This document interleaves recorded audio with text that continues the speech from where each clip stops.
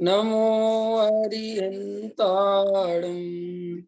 नमो सिद्धाणं नमो आयर्याणं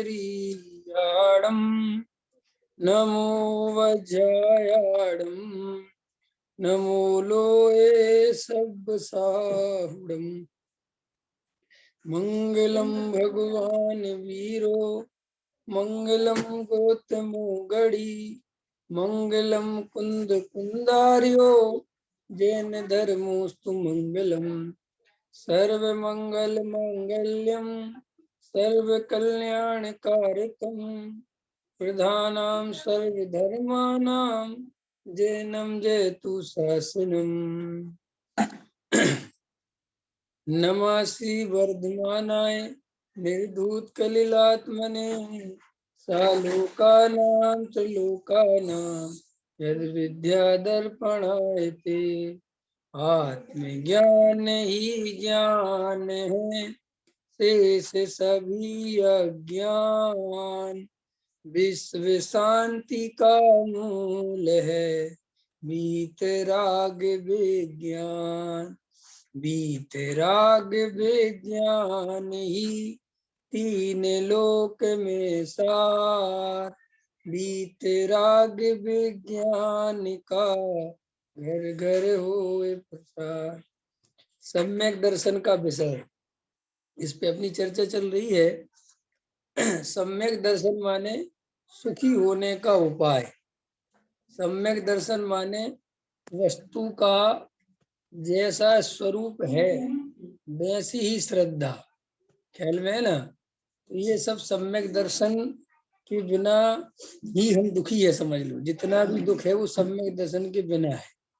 अब इसमें ये महत्वपूर्ण विषय है कि सम्यक दर्शन का विषय क्या है। ख्याल में है ना? तो वो अपन ने कल थोड़ा बहुत परसों दो दिखा था, परिपूर्ण द्रव्य ही सम्यक दर्शन को मान्य है। ठीक है, अब देखो आगे थोड़ा पढ़ते हैं। सम्यक दर्शन का विषय परिपूर्ण द्रव्य है, वही मोक्ष का परमार्थ कारण है। पंच महाव्रतादि को अथवा विकल्प को मोक्ष का कारण कहना स्थूल व्यवहार है, और सम्यक दर्शन ज्ञान चरित्र रूप साधक अवस्था को मोक्ष का कारण कहना भी व्यवहार है, क्योंकि उस साधक अवस्था का भी जब अभाव होता है तब मोक्ष दशा प्रकट होती है। वह अभाव रूप कारण है, इसीलिए व्यवहार है। त्रिकाल अखंड वस्तु ही निश्चय मोक्ष का कारण है, किंतु परमार्थ तो वस्तु में कारण कार्य का भेद भी नहीं है, कार्य कारण का भेद भी व्यवहार है। एक अखंड वस्तु में कार्य कारण के भेद के विचार से विकल्प होता है, इसलिए वह भी व्यवहार है। तथापि व्यवहार से भी कार्य कारण भेद अवश्य ही है। यदि कार्य कारण भेद से सर्वथा ना हो तो मोक्ष दशा को प्रकट करने के लिए भी नहीं कहा जा सकता। इसलिए अवस्था में साध्य साधक भेद है, परंतु अभेद के लक्ष्य के समय व्यवहार का लक्ष्य नहीं होता, क्योंकि व्यवहार के लक्ष्य में भेद होता है और सम्यक दर्शन के लक्ष्य में अभेद ही होता है। एक रूप अभेद वस्तु ही सम्यक दर्शन का विषय है। ठीक है, देखो क्या कहते हैं। सम्यक दर्शन का विषय परिपूर्ण द्रव्य है। इस पर अपन ने चर्चा की थी। परिपूर्ण द्रव्य, परिपूर्ण द्रव्य माने जितनी भी अवस्थाएं हमारी आपकी हमारे ज्ञान में आती हैं, वे सारी अवस्थाएं मेरा स्वरूप नहीं है। स्वरूप नहीं का अर्थ क्या है कि वो मैं नहीं हूँ। वे अवस्थाएं मेरे से उत्पन्न हो या मेरे से नहीं उत्पन्न हो, चाहे वे पुद्गल जन्म अवस्था हो चाहे वो जीव जन्म अवस्थाएं हो, अवस्था मैं नहीं हूँ। मैं इन अवस्थाओं से पार, जो इन अवस्थाओं का भी ज्ञाता है, वो मैं हूँ। मूल बात अपन को ये समझनी है। मैंने जहाँ ये अपन शास्त्रीय भाषा में चर्चा आती है कि पर्याय मात्र से भेद ज्ञान, इसका अर्थ समझते हैं। पर्याय मात्र से भेद ज्ञान माने पर्याय तो पर्याय है, पर्याय का अर्थ ही है जो एक समय वाली है, समझे ना? वो पर माने वो पर जैसी है, उस पर दृष्टि देने लायक नहीं है, उसमें अपनापन करने लायक नहीं है। अब ये पर्याय ज्ञान का विषय बनती है तो बनने दो, उससे कोई घबराने की बात नहीं। लेकिन उस पर्याय से अहमपना नहीं चाहिए, उस पर्याय में एकत्व नहीं चाहिए, उस पर्याय का कर्ता धर्तापना नहीं चाहिए। ये सब बात सम्यक दर्शन में समझनी है। सम्यक दर्शन माने मैं जो त्रिकाली ध्रुव भगवान आत्मा हूँ, जो बना बनाया चेतन है वो मैं हूँ, उसमें अपनापन करना है बस। अब उसके बाद जितने भी पर्यायों के परिणमन हो रहे हैं वो हमारे ज्ञान के विषय बनते रहें, इसमें कोई दिक्कत नहीं है। समझ में नहीं? अपन ने कल याद होगा कि पीछे गुरुदेव ने लिया था इसके पीछे कि सम्यक ज्ञान में विकल्प का, भेदों का, भेद विकल्पों का, व्यवहार का, समझ गए, शुद्ध शुद्ध सबका ज्ञान होता है। लेकिन वो सब ज्ञान का कार्य है, क्योंकि ज्ञान में ये सब पर पदार्थों का झलकना होता है, जानना होता है। श्रद्धा का काम नहीं है। श्रद्धा का काम तो अपनापन करना है, और अभी हमारा अपनापन कहाँ है, बस वो अपन को वहां से अपन को अपनापन निकाल देना है। देखो क्या कहते हैं, पंच महाव्रत आदि को अथवा विकल्प को मोक्ष का कारण कहना स्थूल व्यवहार है। ये स्थूल व्यवहार है, माने जो भी जीव आत्मा की साधना करते हैं, जो भी इस मार्ग पे चलते हैं, तो उनके जीवन में क्रम से जितनी जितनी कसाएं टूटती चली जाती है अंदर, उतना उतना बाह्य वस्तुओं का स्वयमेव त्याग हो जाता है। अंतर समझ में आया? समझो ये बात, बाह्य वस्तुओं के त्याग से गुण स्थान नहीं बढ़ते, गुण स्थानों के बढ़ने से बाह्य वस्तु का स्वयमेव त्याग हो जाता है। त्याग ये इतनी गहरी बात है, अपन को समझ में नहीं आता। जो 6 तपों की चर्चा चलती है ना, बाह्य तप, उनमें इतनी गलतियां चलती हैं, इतना इतना समझ लो लोगों को अज्ञान है। लोग समझते हैं भूखे रहने का नाम अनशन है, एक टाइम भोजन करने का नाम एकासन है। ये सब नहीं है, कोई इनसे कोई धर्म नहीं होता, और धर्म के फिर ये सब होते तो हैं, मुनिराज करते तो हैं, मुनिराज करते नहीं है, पहली भाषा गलत है। मुनिराज को अपने आत्मा का जब प्रचुर स्व संवेदन होता है, 3 कसाय चौकड़ी का भाव होता है, तो स्वयं ही एक बार से दूसरी बार भोजन करने का विकल्प नहीं आता। स्वयं भी, ऐसा नहीं कि वो कोई बहुत उनको सोच समझ के करते हैं कि साहब मुझे एक बार भोजन करना है, द्वार, ऐसा नहीं है वहां पर। और हमारी गलती क्या है कि हम ये समझते हैं कि मुनिराज एक बार भोजन करते हैं, ऐसा नहीं है। एक बार भोजन करने का ही वहां विकल्प आता है, दोबारा नहीं आता। अंतर समझ में आया? तो ये जो बाहर के महाव्रत आदि हैं, चाहे वो 4थे गुण स्थान में हो, कोई सा भी गुण स्थान हो, 5वां गुण स्थान हो, मुनि अवस्था हो, सब में भी जितना जितना त्याग होता है, वो अंतरंग के ज्ञायक भगवान आत्मा की लीनता बढ़ने से, उस स्वरूप की रमणता होने से अंदर एक आनंद बढ़ता चला जाता है।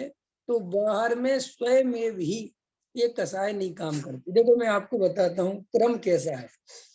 देखो एक थ्योरी समझो, ये थ्योरी आपको ऐसे समझने में नहीं आएगी, मतलब पढ़ने नहीं मिलेगी, लेकिन समझो क्या स्थिति क्या है। देखो ये 5 इंद्रियां हैं और एक मन है, और अंदर गया एक भगवान आत्मा है। आपको पता है इंद्रियां और मन ये जीव की गुलाम है। जीव की गुलाम है माने जीव इनका मालिक है। इंद्रियां और मन हमारे मालिक नहीं है। मालिक कौन है? मालिक हम हैं। इंद्रियां और मन, जैसे देखो मन कैसे काम करता है। मन, जो जीव मन का साथ देता है तो मन एक्टिव होता है।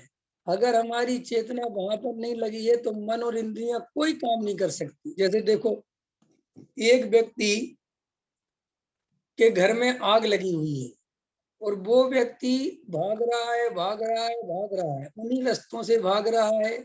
वे सब दुकानें लगी हैं, सब खाने पीने की दुकानें, बढ़िया बढ़िया रंगीन रंगीन चीजें बिक रही हैं, कपड़े बिक रहे हैं, सब बिक रहे हैं।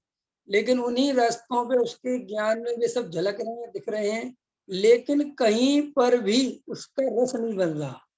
वो सीधा भागा जा रहा है, भागा जा रहा है। रस क्यों नहीं बन रहा सचिन जी?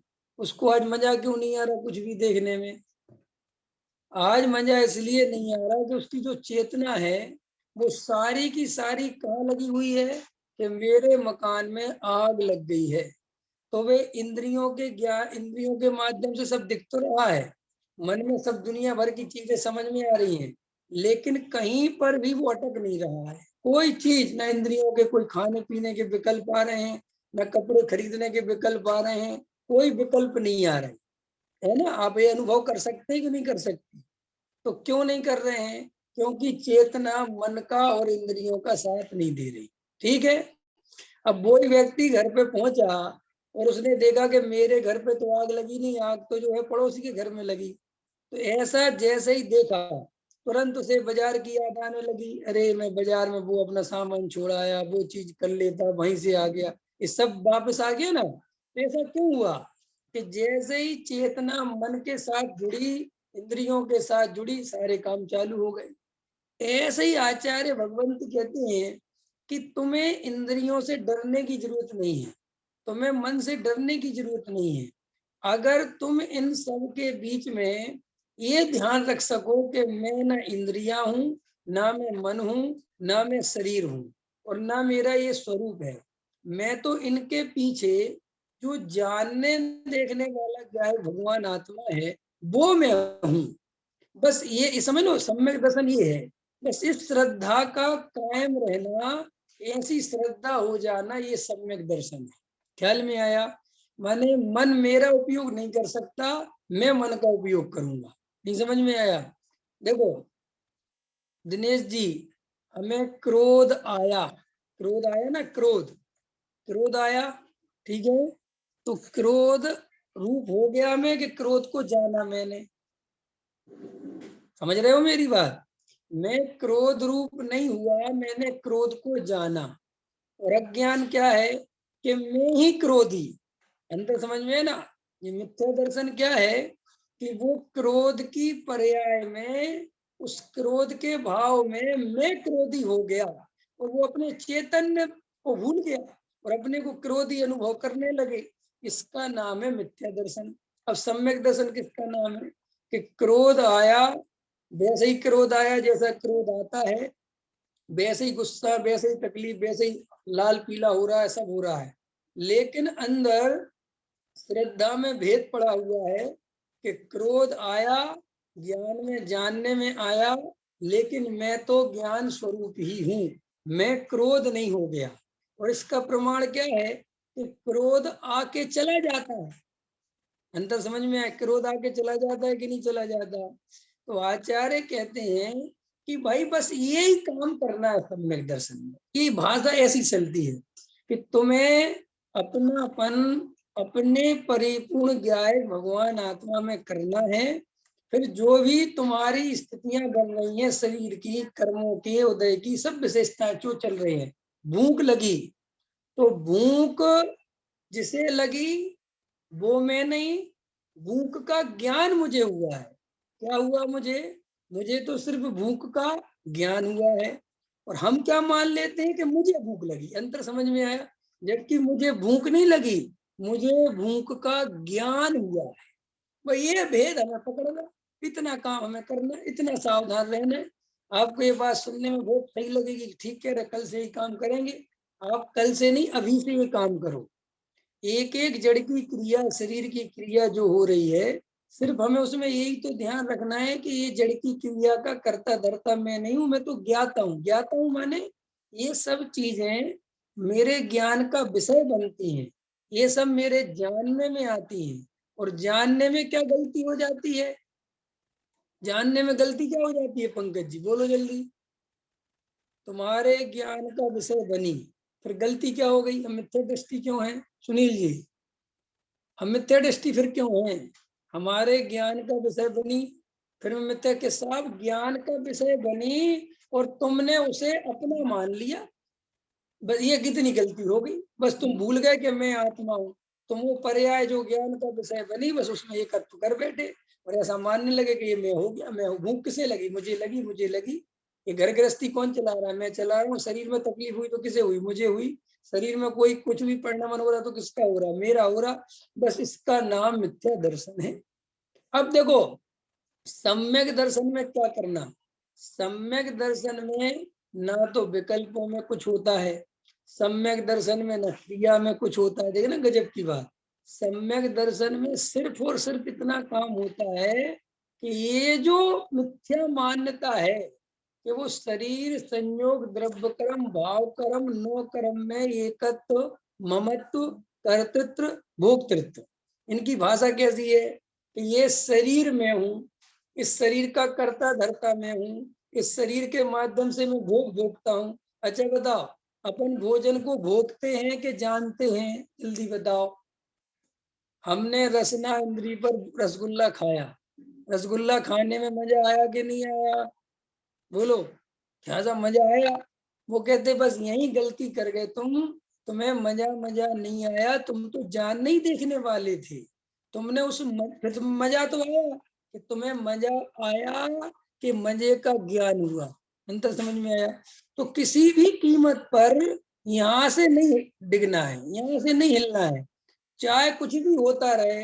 तुम्हें सब कुछ ऐसा दिखेगा कि यार स्वाद मुझे आ रहा नहीं, आत्मा पुद्गल का स्वाद नहीं ले सकता किसी कीमत पे। ये निर्णय रखो मजबूती से, डरने की बात नहीं है। और देखो मैं आपको बता देता हूँ कैसे गजब का स्वरूप है। देखो, ये जो अपना चैतन्य तत्व है, जो जानने देखना है, हम न्यारे हैं कि नहीं इस बात को समझ सकते हैं। कैसे समझ सकते हैं? तुमने रसगुल्ला रखा जवान पर, ठीक है, और पूरा रसगुल्ला खा लिया, रसगुल्ला खा के पेट के अंदर चला गया। देखना मेरी बात, सारी क्रिया हुई, लेकिन तुम्हारा उपयोग कहीं और लगा था, तो तुम्हारा कुछ डिस्टरबेंस हुआ? नहीं समझ में आया? रसगुल्ला खा भी लिया, रसगुल्ला सब ज्यों का तो जैसा होना था हो गया, तुम्हारा ज्ञान कहीं और लगा था, तो तुम्हारे ज्ञान में कोई डिस्टरबेंस हुआ? इसका मतलब इस परिणमन से मैं भिन्न ही हूँ, क्योंकि अगर ये परिणमन से मैं भिन्न नहीं होता तो मैं तो डिस्टर्ब हो जाता ना, लेकिन हम डिस्टर्ब नहीं होते, हमारा उपयोग कहीं और लगा रहता है और दुनिया भर के काम कर लेते हैं हम। देखो, ड्राइविंग होती कि नहीं? अब ड्राइविंग करने वाले रोज रोज अभ्यास होता है, तो देखो ये बहुत सारे काम, घबराना नहीं। ये जो हमारा मन है, ये हमारी जो इंद्रियां हैं, भाई साहब, कोई भी काम आप लगातार करते हो तो ये इंद्रियां और मन इतना निपुण हो जाता है कि आप चेतना कहीं और भी लगा दो तो भी ये तुम्हारा काम बराबर कर देते। अंदर समझ में आया कि नहीं आया? इसलिए आचार्य कहते तुम न्यारे हो, तुम डरते क्यों हो? वैसे हमने नौकर को एक काम सिखा दिया कि देखो भाई, तुम्हें ऑफिस का अकाउंट ऐसे संभालना है। हम उसके बाद 2-4 बार बैठे, नौकर सीख गया हमारा। और हम नहीं भी बैठते तो काम होता है कि नहीं होता है? बोलो सुनील जी, काम होता है कि नहीं होता है? बस आचार्य कहते हैं ऐसे ही आत्मा के नौकर हैं जी इंद्रियां और जी मन। अंदर समझ में आया कि नहीं आया? तुम इनको संसार के काम सिखा चुके हो, और तुम अपने स्वरूप में चले जाओ, ये सब काम कर लेंगे, तुम परेशान मत हो। यार ये गजब की बात है, ये सब नौकर। अब गलती क्या है कि हमने से अपना मालिक समझ लिया, हमारी प्रॉब्लम है, हम इंद्रियों के गुलाम हुए जा रहे हैं। हम इंद्री से नहीं कह पा रहे कि अभी हमें तुझे नहीं देंगे, शांति से बैठी रहे। तो हम, लेकिन इंद्री ने हमें आवाज दी, मन ने उसका संयोग किया, और हम बिल्कुल हाथ खड़े कर देते हैं। बस ये हाथ खड़े कर देते हैं, घबरा जाते हैं। आचार्य कहते हैं तुम ऐसे मालिक बन के रहो, इंद्रियां और मन से कह दो आज ये नहीं मिलेगा, शांत बैठो, नहीं होगा ये काम, और इंद्रियां बिल्कुल बोल नहीं पाए, मन बिल्कुल शांत हो जाए, ये है साधना। मुनि राजों की, ज्ञानियों की ऐसी साधना होती है कि उनको जो काम नहीं करना तो फिर नहीं करना। अंतर समझ में आया? और करना तो करना, क्योंकि वे किसी के बस नहीं है। तो आचार्य कहते हैं कि सम्यक दर्शन माने क्या? सम्यक दर्शन माने बस ये जो वस्तु का स्वरूप है। क्या है वस्तु का स्वरूप? वस्तु का स्वरूप ये है कि शरीर अलग है, मन वाणी अलग है, कसाय अलग हैं, इनको जानने देखने वाला जीव अलग है। बस जो जानने देखने वाला जीव है वो मैं हूँ, इसके अलावा मैं नहीं हूँ। बस ऐसी श्रद्धा हो जाए सम्यक दर्शन में, और कुछ नहीं। तो ये अब हमारे साथ व्यवहार आएगा, व्रत आएंगे, आपको याद रखना है, व्रतशील संयम आदि का कर्ता जीव वास्तव में नहीं है, एक बात। और जब अंदर कसाय का अभाव होगा तो 100% उस जाति का बाहर की वस्तुओं का त्याग हो जाएगा। तुम बाहर की वस्तुओं का त्याग करके ये समझो कि मैं त्यागी बन जाऊंगा 3 काल में संभव नहीं है। अंतर समझ में आया कि नहीं आया? देखो मैं आपको एक बात समझाता हूँ। जो मिथ्या दृष्टि योगी और मिथ्या दृष्टि भोगी, दोनों समझ लेना। क्या बोल रहा हूं पंकज जी? मिथ्या दृष्टि योगी और मिथ्या दृष्टि भोगी, ये दो अलग अलग नहीं है, ये दोनों एक ही है। सब ये क्या गजब कर दिया। तो सुनो, मिथ्या दृष्टि जो भोगी है वो सुख चाहता है। वो क्या चाहता है? सुख। और उसने सुख का क्या तरीका निकाला है कि मेरे पास मकान, दुकान, स्त्री, पुत्र, कुटुंब, परिवार होगा तो मैं सुखी हो जाऊंगा। अगर मैं धनपति, करोड़पति होऊंगा तो मैं सुखी हो जाऊंगा। होना चाहता है वो भी सुखी। तो वो तो उपाय करता है इनको जोड़ने का। और जो मिथ्या दृष्टि त्यागी है वो ये समझता है कि मैं इनके कारण दुखी हूं, अगर मैं इनको छोड़ दूंगा तो क्या हो जाऊंगा? सुखी। तो एक जोड़ने की तरफ बढ़ता है, एक छोड़ने की तरफ बढ़ता है। एक छोड़ के सुखी होना चाहता है, एक जोड़ के सुखी होना चाहता है। आत्मा का ज्ञान दोनों को ही नहीं है कि ना जोड़ने वाला मैं हूं और ना छोड़ने वाला मैं हूं। अंतर समझ में आ रहा कि नहीं आ रहा? बहुत गहरी बात है ये। इसलिए कई लोग अपने को सता रहे हैं, शरीर को तकलीफ दे रहे हैं, जबरदस्ती अपने को भूखा रख रहे हैं। वे क्यों? वे सोचते हैं, उनको ये विद्या समझ में आ गई कि हम अपने को जितना कष्ट देंगे हमें उतने जल्दी स्वर्ग और मोक्ष मिलेगा। जबकि अपने को कष्ट देने का नाम धर्म नहीं है, अपने को कष्ट देने का नाम तो हिंसा है। अंतर समझ में आया कि नहीं आया? अच्छा एक बात बताओ पंकज जी, ये शरीर में तुम्हारा है कि नहीं? ये शरीर तुम्हारा है कि नहीं? तो जब तुम्हारा नहीं है तो तुम्हें अधिकार किसने दिया तुम इसे दुखी करो? समझ में आया? किसने दिया? हम दूसरों की तो हिंसा नहीं करेंगे, लेकिन ये शरीर तो हमारा है, इसको तो हम भूखा रखेंगे। कि क्यों रखोगे? अगर वो रोटी मांग रहा है और रोटी के बिना उसकी व्यवस्था नहीं तो रोटी देनी पड़ेगी। तो फिर मतलब क्या है? मतलब ये है कि तुम ऐसी साधना में उतरो कि जहाँ रोटी की शरीर को जरूरत ही महसूस नहीं हो, तो बात की बात है। देखो हमारे मुनिराज कभी भी कष्ट नहीं देते। जब उनको भोजन लगता है, भोजन का विकल्प आता है, तो स्वयं आहार के लिए निकल जाती है। अंतर समझ में आया? मुनिराज जबरदस्त, ये तो हम समझ नहीं पाते। प्रॉब्लम क्या है? इस संसार में कुछ बातें ही ऐसी हैं कि करें क्या, कोई उपाय नहीं है। उपाय हो तो कुछ करें, उपाय तो नहीं। उपाय क्या नहीं है कि बाहर की चीजें दिखती हैं, अंदर किस अभिप्राय से क्या काम किया जा रहा है ये बाहर दिखाई नहीं देता। अंतर समझ में आया? जैसे आचार्य कुंद कुंद देव, नग्न दिगंबर मुनिराज जंगल में विचर रहे हैं, है ना? तो वो तो दिख रहा है। ऐसे भोजन करते हैं वो भी दिख रहा है, ऐसे भोजन नहीं करते हैं वो भी दिख रहा है, ऐसे केस लॉन्च करते हैं वो भी दिख रहा है, ऐसे ऐसे इनकी क्रिया सब दिख रही। लेकिन वे अंदर उन सब के ज्ञाता हैं, करता नहीं है, ये कहाँ दिख रहा है?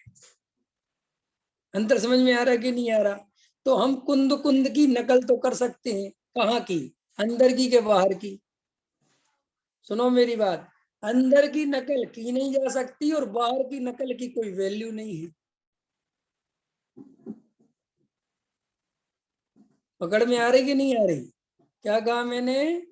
अंदर की नकल की नहीं जा सकती और बाहर की नकल की कोई वैल्यू नहीं है। और अधिकतर लोग बाहर की नकल करने को धर्म समझते हैं, क्योंकि वो ये सोचते हैं कि जब ये ऐसा ऐसा कर रहे हैं तो हम भी ऐसा ऐसा करेंगे।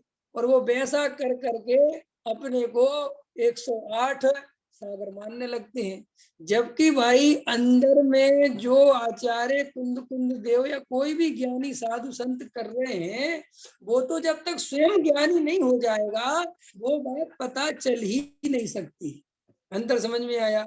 इसीलिए आचार्य कहते हैं कि भाई हम बात तुम्हें इतनी समझाने की कोशिश कर रहे हैं कि जीव ज्ञाता दृष्टा है, जीव करता धरता नहीं है। ये निर्णय करना, ये अनुभव करना, यही कार्यकारी है। अब साहब ये करें कि नहीं करें, ये करें, ये सब व्यर्थ, कुछ नहीं। जो जो होने योग हो रहा है उसके तुम ज्ञाता ही हो, तुम उसके कर्ता नहीं हो। अगर ये मन में लगता हो कि मैं ये त्याग कर देता, ये त्याग कर देता, कैसे कर देते? जब अंदर कसाय बैठी हुई है तो त्याग करने का भाव नहीं आता, तो इसमें गलती तुम्हारी कहाँ है? गलती मतलब, अरे त्याग नहीं किया करते कि कसाय का त्याग होता तो त्याग हो जाता। आपको पता है कि कोई नहीं बताता, जैन धर्म में कसाय को दबाने का कोई प्रावधान नहीं है। क्या कहा मैंने पंकज जी? जैन धर्म में कहीं पर भी ये नहीं लिखा कि तुम अपनी कसाय को दबाओ। दमन करना जैन धर्म में कभी भी नहीं सिखाया। लेकिन मजेदार बात है कि लोगों ने दमन करने को ही धर्म समझ लिया। अंतर समझ में आया? दमन का और अभाव का समझते हो? दमन का अर्थ ये होता है कि इच्छा तो है लेकिन दबा के रखी हुई है। अंतर समझ में? इसको कहते दमन। कि साहब दबा के क्यों रखी है? कि दबाने के हजार कारण हो सकते हैं। एक सामाजिक डर हो सकता है, एक धार्मिक डर हो सकता है। जैसे टोडरमल साहब ने लिखा ना, नरक आदि के भय से और स्वर्ग आदि की चाह से वृषशील संयम आदि का पालन करता है। तो वहां क्या है कि कसाय तो है लेकिन उसका डर उसे लगता है कि अगर विषय भोग भोगूंगा तो सजा मिलेगी और तकलीफ होगी, इसलिए मैं नहीं भोगता। तो आचार्य कहते हैं कि ऐसा जैन दर्शन ने कभी नहीं बताया। पर जैन दर्शन में क्या है? जैन दर्शन तो कहता है कि विषय भोगों में सुख है ही नहीं। अंतर समझ में आया? बात ये नहीं कि उनको भोगने से कुछ होगा, उनमें है ही नहीं। अच्छा बताओ संजय जी, प्रमोद जी, कल वाला उदाहरण याद करो। रेत में से तेल निकालने से, रेत में से तेल निकालने से पाप बनता है या पुण्य बनता है? इसलिए रेत में से तेल नहीं निकालते क्या? हैं? रेत में से तेल निकालने से पाप का बंध होता है प्रवीण जी, बताओ। रेत में से तेल निकालने से पाप का बंध होता है, इसलिए नहीं निकालते क्या? कि भैया बात पुण्य और पाप कहाँ से आ गया? रेत में तेल है ही नहीं, चाहे पुण्य और पाप कहाँ से लेंगे? ऐसी आचार्य कहते हैं ये तो व्यर्थ की बात है कि पंच इंद्रिय के विषय भोग भोगने से पाप, पाप की बात नहीं है। हम इसलिए समझाते हैं कि उनमें सुख नहीं है। तो फिर ये समझाया इसलिए कि भाई उनमें सुख नहीं है और तुम अपनी उपयोग रूपी संपदा सारी बर्बाद करते रहते हो, इसलिए तुम असली सुख से वंचित रह जाते हो। इतनी कहानी इतनी सी है और कुछ नहीं। अगर हमें ये शांत हृदय से बैठ के ये बात समझ में आ जाए कि भाई परद्रव्य में सुख नहीं है, बात इतनी है। परद्रव्य से कोई सुख दुख का संबंध नहीं है। परद्रव्य परद्रव्य है, उसका अपना स्वरूप है, मेरा अपना स्वरूप है। एक दूसरे का कोई एक दूसरे में इंटरफेयर नहीं है। इतनी बात समझ में आ जाए, सब सब हिंसा झूठ चोरी कुशील परिग्रह सब रुक जाएगा। क्यों? हिंसा झूठ चोरी कुशील परिग्रह की जड़ क्या है? ये उत्पन्न क्यों होते हैं? कि जब तुम्हें पर द्रव्य में सुख दुख भाषित होता है। अंतर समझ में आया कि नहीं आया? कोई किसी की हिंसा करता है तो कब करता है?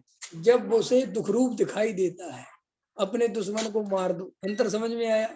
हम जितने भी संसार के विषय भोग जो भी कुछ है, उन सब का मूल कारण क्या है? कि आचार्य कहते हैं इस जीव को पर द्रव्य में सुख दिखता है, वहां की तो कुछ दम है नहीं। तो हमें कसाय को दबाने की बात नहीं, कसाय के अभाव करने की प्रक्रिया को समझना चाहिए। हमें ये नहीं सोचना चाहिए कसाय की मंदता, कसाय की मंदता, कसाय की तीव्रता, ये तो आचार्य कहते वैसे ही जीव का कार्य नहीं, इसमें जीव करेगा क्या? फिर कसाय का अभाव के नहीं कि हाँ, अगर जीव अपने स्वरूप में रमेगा तो कसाय का अभाव हो जाएगा और ये झंझट खत्म हो जाएगी। तो इसीलिए हमें ये निर्णय करना चाहिए, समझना चाहिए कि भाई मुझे कसाय के अभाव में दिमाग लगाना है। मुझे ब्रशशील संयम आदि से कसाय का अभाव नहीं होता। मैं कोई भोजन का त्याग कर दूंगा इसलिए अंदर भोजन का रस खत्म हो जाएगा, ऐसा नहीं है। बोलो ऐसा होता है क्या? हमने अगर भोजन का त्याग कर दिया तो फिर अंदर भोजन की कसाय खत्म हो जाएगी? बताओ सुनील जी। दिनेश जी, खत्म हो जाएगी कि 4 गुनी बढ़ जाएगी? आपको पता क्या स्थिति है? जो कसाय अंदर भरी पड़ी हो और उसको तुम जितना दबाओगे वो उतनी पावरफुल होती चली जाएगी। कसाय को दबाने से किसी भी कीमत पर कसाय का अभाव नहीं होता। विवेक जी, समझ में आ रही बात कि नहीं आ रही? तो हमें ये निर्णय बनाना है कि भाई कसाय का अभाव, कसाय को दबाना नहीं। अब देखो क्या कहते हैं कि सम्यक दर्शन में जो ज्ञान का विषय है वो तो कुछ भी बनता रहे, लेकिन श्रद्धा में अपनापन सिर्फ अपने ज्ञायक भाव में होना चाहिए। अंतर में आए। एक विवेक जी का प्रश्न था, वो प्रश्न भी अभी अपन 10 मिनट में ले लेते हैं, कल नहीं ले पाए थे। वो प्रश्न ये था कि साहब, हमें संसार में तो इतने जल्दी बात समझ में आ जाती है कि ये चीज ठीक नहीं है, ये चीज ठीक है, इसमें से सुख मिल जाएगा, इसमें से नहीं मिलेगा। लेकिन हमें आत्मा के संदर्भ में बार बार इतना समझाने पर भी आत्मा में ही सुख मिलेगा, ये बात समझ में नहीं आती। अंतर समझ में आया कि नहीं आया? ये प्रश्न है। तो अपन विचार करो कि आखिर ऐसा क्यों है। तो मैंने उस समय इसमें समझाया था कि आत्मा अमूर्तित प्रदेशों का पुंज है। तो एक तो आत्मा में सावधानी चाहिए, होश चाहिए, और अपन बार बार बेहोश हो जाते हैं। आप 10 मिनट अपनी चेतना का ध्यान रखो। चेतना का ध्यान रखो माने ऐसा ध्यान रखने की बात नहीं है। चेतना का ध्यान रखो माने 10 मिनट आप ऐसा अभ्यास करो कि मैं जानने देखने वाला हूँ, मैं करने धरने वाला नहीं। जो भी परिणाम आ रहे हैं, जो भी शरीर की क्रियाएं हो रही, चाहे चलना फिरना भी हो रहा है, मैं किसी भी कीमत पर जानने देखने वाले से नहीं हटूंगा। ये देखो आप, ये अभ्यास करके देखो, आपको पता चल जाएगा। क्योंकि बार बार, एक तो अनादि काल का विपरीत अभ्यास, बार बार वो आत्मा दिखाई नहीं देता, वो अमूर्तिक है, और बार बार बेहोशी बढ़ती चली जाती है।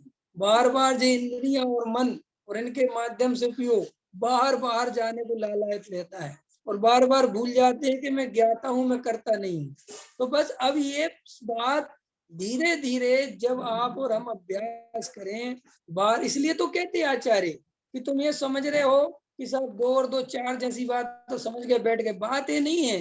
बात इतनी सी है कि तुम्हें है जड़ पदार्थों का अभ्यास और सुख है अमूर्तिक आत्मा के अंदर। तो तुम बार बार जड़ पदार्थों पे सारी ताकत लगाते हो, बार बार समझते भी हो कि आत्मा में सुख है, लेकिन आत्मा ऐसा आंवले की तरह दिखाई नहीं देता। और ज्ञान और ज्ञेय, उनका इतना निकटतम संबंध है कि तुम ज्ञेयों में इतने जल्दी भ्रमित होते हो कि वहां ये ज्ञायक के सद्भाव में ज्ञेय दिख रहे हैं, यही भूल जाते हो। अंदर समझ में आया ना? ख्याल में आया? और देखो, दूसरी बात में विचार कर रहा था, वो ही बता देता हूँ। हमारी प्रॉब्लम क्या है कि हम कोई भी बात ढंग से बैठ के एक तरफ निर्णय नहीं कर रहे। हमारे साथ क्या है कि हमें संसार में भी सुख दिख रहा है और यहाँ आत्मा में भी सुख दिख रहा है। संसार में जरा सी प्रतिकूलता दिखती है तो लगता है अरे संसार में कुछ नहीं है, अरे कोई काम का नहीं है। जब अपने अनुसार वस्तुएं परिणमन नहीं करती तो पंडित महाराजों शास्त्रों की बातें याद आती हैं। और जब सब कुछ अपने अनुसार परिणमन करता है तब वो बात एक तरफ रखी रह जाती है, और तब ये लगता है कि नहीं नहीं अभी तो बहुत काम करना है, वो सब बाद में देखेंगे। तो इससे होता क्या है कि तुम्हारा निर्णय कुछ बनता ही नहीं है, तुम्हें समझ में नहीं आता कि क्या है। देखो, अगर तुम्हें वास्तव में अभी भी कहीं ना कहीं ये कचास है कि नहीं, धन में सुख है, पत्नी में सुख है, मकान बनाने में सुख है, दुकान बनाने में सुख है, घर बनाने में सुख है, बंगला बनाने में सुख है, विषय भोग में, तो भाई तुम पूरी तरह फिर वहां जाके एक बार आंख खोल के देख के आओ ढंग से, है कि नहीं। आपको पता, हमारी सबसे बड़ी बुनियादी भूल ये है कि हम अपने जीवन के अनुभव से कुछ नहीं सीखते। आपको पता है, गलती करना कोई अपराध नहीं है। क्या कहा मैंने सुनील जी? गलती करना कोई अपराध नहीं है, गलती को बार बार दोहराना ये अपराध है। अंतर समझ में आया कि नहीं आया? भाई, जब मेरे पास 10,000 रुपए नहीं थे तो मेरा ये अनुभव कहता था मेरी ये सारी इंद्रियां कहती थी, सारा मन कहता था, सारा उपयोग कहता था कि 10,000 रुपये मिल जाए तो मजा आ जाए, कहता था। अब देखो, ये सारी ताकत 10,000 रुपये में लगी हुई थी। पत्नी भी यही कहती थी, बच्चे भी यही कहते थे, बस पापा बस ये काम बन जाए, फिर अपन को कुछ नहीं चाहिए। और वे 10,000 रुपये आपके बन गए, मिल गए। आपका तुरंत दूसरा टारगेट चालू हुआ कि 10,000 रुपये से क्या होता है। बच्चों की पढ़ाई है, लिखाई है, ये है वो, कम से कम 1,00,000 रुपए चाहिए।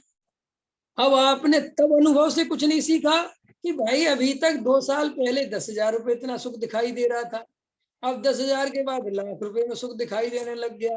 अब 10 साल बाद फिर 1,00,000 के बाद 10,00,000 में सुख दिखाई देने लग गया। पहले जब एक कमरा नहीं था तो लगता था एक ही कमरा मिल जाए वही जिंदगी बहुत है। अब 10 कमरे का मकान बन गया तब लगता है जी मोहल्ला ठीक नहीं है। अब मोहल्ला मिल गया तो ये शहर ठीक नहीं है, शहर बढ़िया मिल गया तो ये राज्य ठीक नहीं है। क्या करोगे?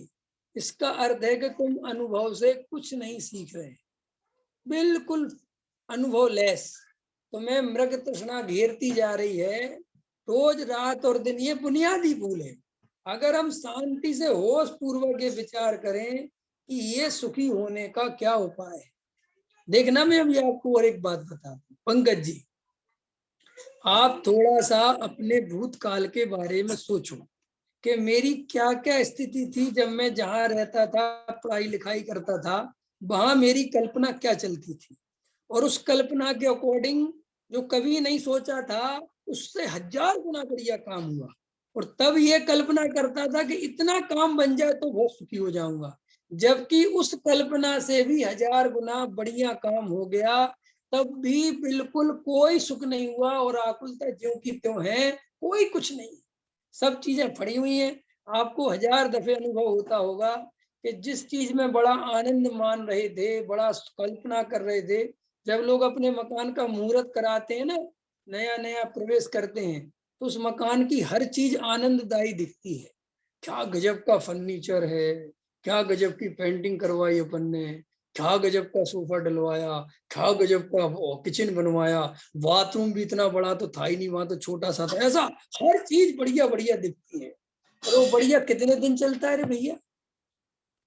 कितने दिन चलता है वो बढ़िया? मुश्किल से 2 4 6 दिन, खत्म।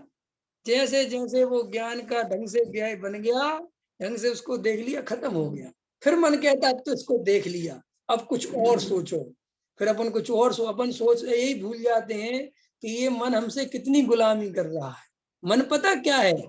मन अपन को इस तरीके से दौड़ा रहा है, इस तरीके से दौड़ा रहा है। फैक्ट्री पे हमारे यहाँ एक लड़का काम करता था, तो मैं देखता था कि वो क्या करता था कि मैं फैक्ट्री पहुंचूं और मुझे बैठने ही ना दे। भाई साहब ये कर लाओ, भाई साहब वो कर लाओ, भाई साहब ये कर लाओ, भाई साहब ये कर लाओ। क्योंकि मेरे मेरे वहां पहुंचने से और मेरे बैठने से वो डिस्टर्ब होता था। अंतर समझा? अपनी मनमानी नहीं कर पाता था। तो वो मैं पहुंचू, जबरदस्ती के कोई काम बता दे, कभी ये कर लो, कभी वो कर लो, कभी ये खराब हो गया, अरे मशीन खराब नहीं हुई तो खराब कर दे, जाओ ये सुधरवा ला। अपन घूम रहे। अंतर समझ में आया कि नहीं आया? और अपन सोच रहे कि ये अपना भला कर रहा है, देखो लड़का कितना ध्यान रखता है। और जबकि वो क्या कर रहा है कि तुम्हें इधर उधर से भटका रहा है। ऐसे ही अपन सोचते हैं कि मन अपन को हसीन हसीन सपने दिखा रहा है। मन कह रहा है एक बढ़िया आलीशान बंगला बनेगा तो मजा आ जाएगा, ये मन तुम्हें कल्पना करा रहा है। और अपन उसकी कल्पना में बहते चले जा रहे हो, बेहोश हो गए। और अपन ने कहा तू सही कह रहा है, अगर बंगला बनेगा तो मजा आए। अंतर समझ में है ना? ऐसे करते करते पूरा भाव खत्म हो जाए। हम एक बार भी गहराई से विचार नहीं करते कि ये क्या हो रहा है, मैं किसके लिए इतना भाग रहा हूँ।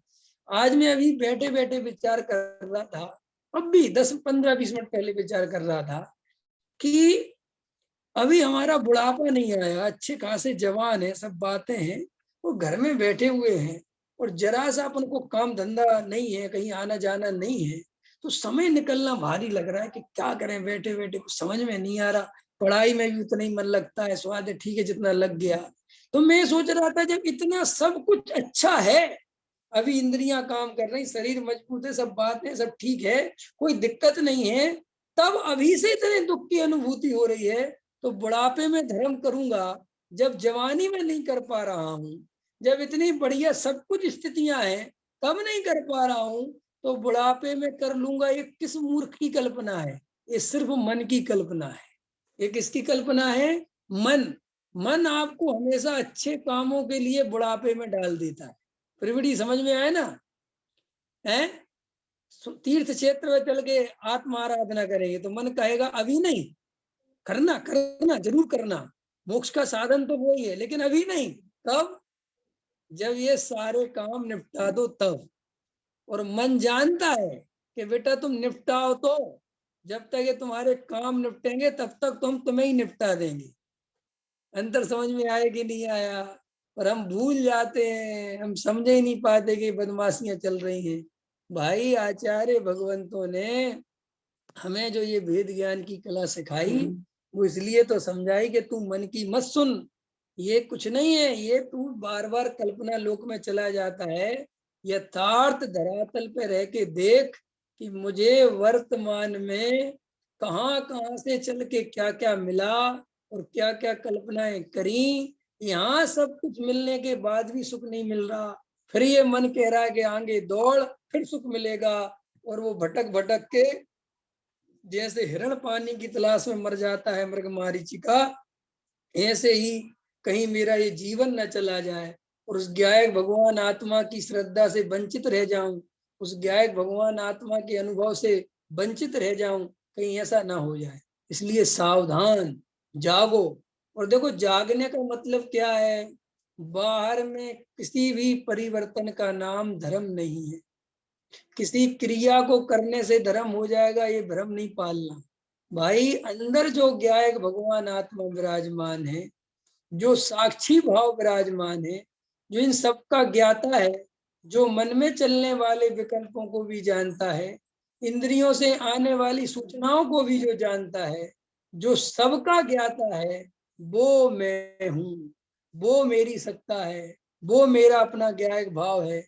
इसके अलावा और मेरा कुछ भी नहीं है।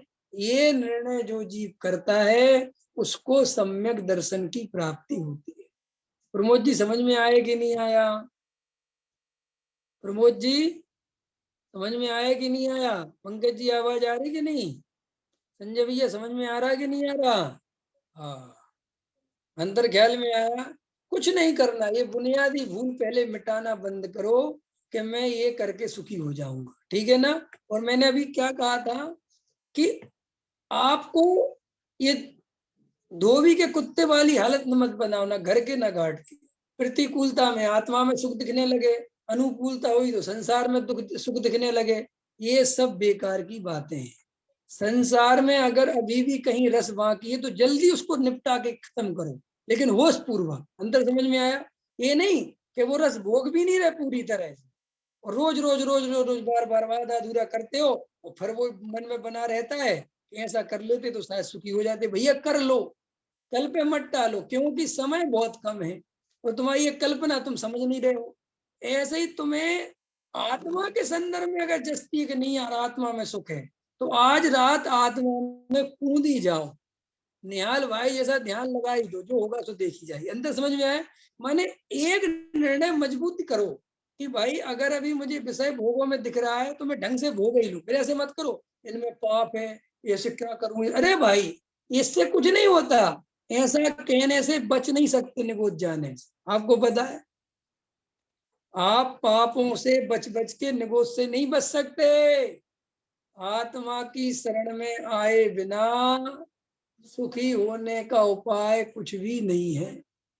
कोई गिन गिन के पाप छोड़ता रहे, गिन गिन के सब छोड़ के ये सोचे कि मैं बच जाऊंगा, नहीं बच पाओगे। सबसे बचने का उपाय एक ध्रुव की शरण में आना ही है, एक अपने चैतन्य का अनुभव करना ही है। भाई मूल में बात इतनी सी समझो कि ये शरीर कर्म कसाय संयोग, इनमें कहीं से सुख का कोई संबंध नहीं है। और असली बात तो यही है कि इनसे सुख की चाह रखना ही मूल दुख का कारण है।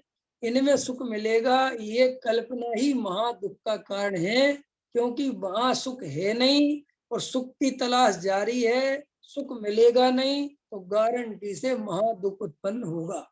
अंतर समझ में आया कि नहीं आया? है हमें अपने, देखो मैं आपको मित्र है, हमारा एक मित्र है, अपने साथ क्या प्रॉब्लम है, हमारे साथ यही तो है कि हम अपेक्षा रख रहे हैं कि सुनील जी हमें फोन करेंगे, उदाहरण के लिए ये अपेक्षा हमने करी आपसे। अब सुनील जी ने फोन नहीं किया, नहीं समझ में आया, तो मुझे दुख हुआ। तो दुख का कारण सुनील जी हैं कि वो ऐसी मेरी अपेक्षा है। अंतर समझ में आया। आचार्य कहते जीव इतना भी नहीं समझ पाता कि भाई वो परद्रव्य का क्या मतलब है।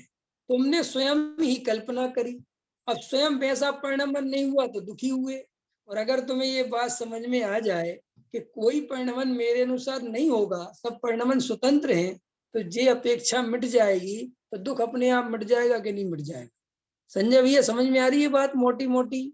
हमारे दुख का कारण यही है कि हम पर द्रव्य को अपनी इच्छा के अनुसार परिणमन कराना चाहते हैं। वो परिणमन हमारी इच्छा के अनुसार कर नहीं सकता, क्योंकि वो स्वतंत्र है, वो चाह के भी नहीं कर सकता। तो इस तरीके से अगर ये बात क्लियर हो जाए तो हमें तो अपने आप ही आनंद आने लगेगा। क्योंकि दुख का कारण मात्र इतना ही तो है कि हम पर द्रव्य को अपना मानते हैं, उसको अपने अनुसार चलाना चाहते हैं, वो अपना बनता नहीं, अपने अनुसार चलता नहीं, और जीव का फिर दुख मिटता नहीं। अंतर समझ में आया। तो अगर अपन को ये बात क्लियर हो जाए तो सम्यक दर्शन तो ऐसा आंवले के जैसा बिल्कुल हाथ पे रखा हुआ दिखाई देगा। सम्यक दर्शन माने क्या? मैं अपने में परिपूर्ण ज्ञायक तत्व हूँ, शरीर संयोग कसाय कर्म आदि मेरे से भिन्न है, इनका परिणमन स्वतंत्र है, मैं इन सबको जानने वाला हूँ, मैं इनको करने वाला नहीं हूँ। कसाय आती है चली जाती है, मैं उसका भी ज्ञाता रहता हूँ। क्रोध आया आके चला गया, शरीर में भूख लगी मुझे ज्ञान हुआ, शरीर ने भोजन किया मुझे उसका ज्ञान हुआ। मैं भोजन करने वाला नहीं हूँ, मैं भोजन को जानने वाला हूँ। ख्याल में आया। ये बस इतनी सावधानियां ये मोक्ष मार्ग की ओर ले जाती हैं। और मोक्ष मार्ग आनंदमय है, सुखमय है, दुखमय नहीं है। ख्याल में आया। सभी निर्णय करें। सहजानंदी शोध स्वरूपी